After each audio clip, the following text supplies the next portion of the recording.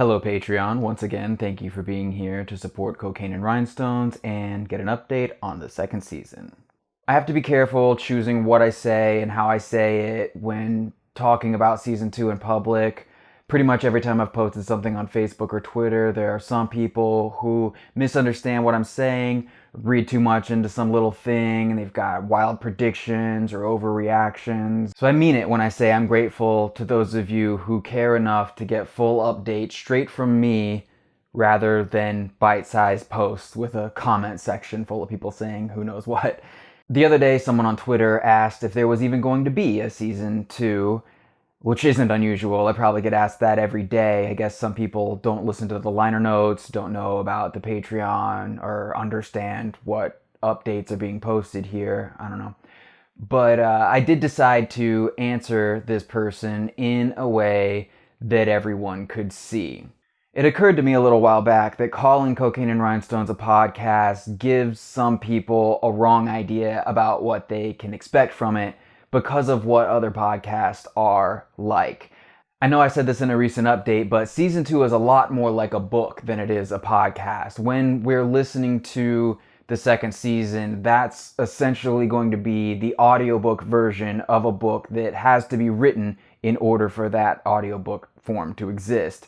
In fact, I'll probably even let someone publish season 2 as a book if anyone wants to do that, which is an offer that I turned down repeatedly for season 1 because those episodes were not created to that end.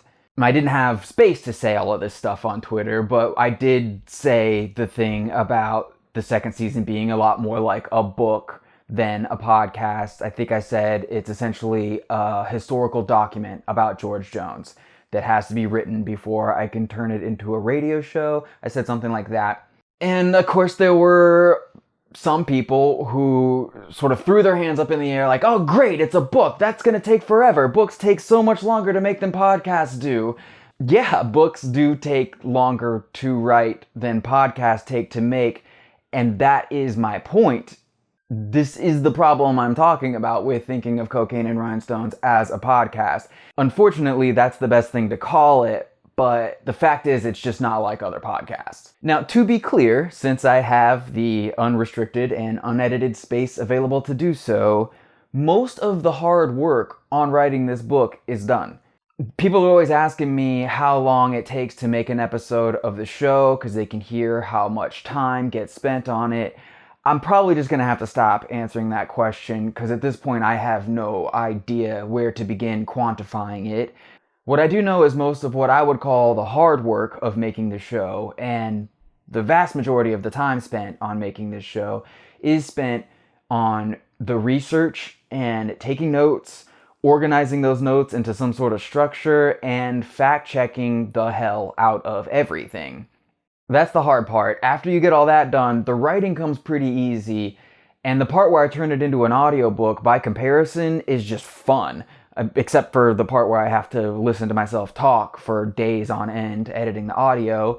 Other than that, it's a blast. If it wasn't clear enough in recent updates, the specific point of the process that I'm at in season 2 is writing the scripts for the episodes, as in the actual lines of narration people will hear me deliver when they press play. I'd love to be able to go into more precise detail about what that actually looks like for each episode, because each episode's a little different, but I've spoken in a past update about why I don't think it's a good idea to do that until after people have heard the season.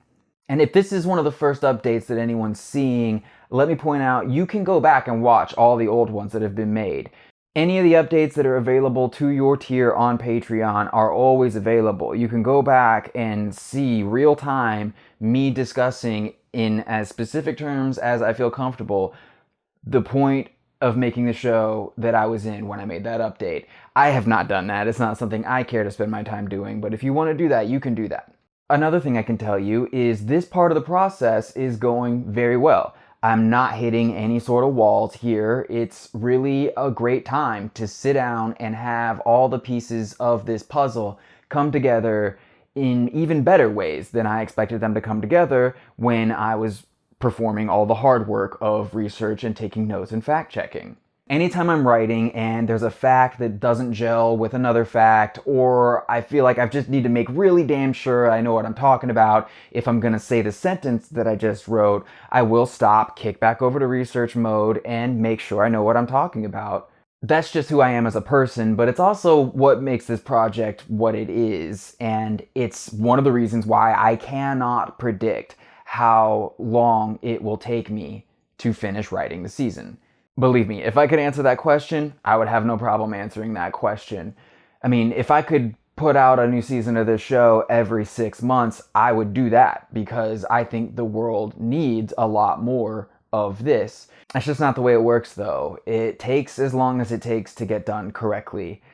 Again, I know it's clear to anyone who's listened to the show how much time must be spent on every episode for it to come out the way that it does.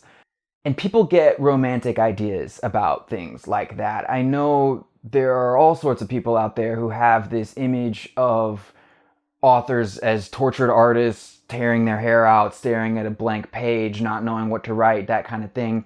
That's not me. That's never been me.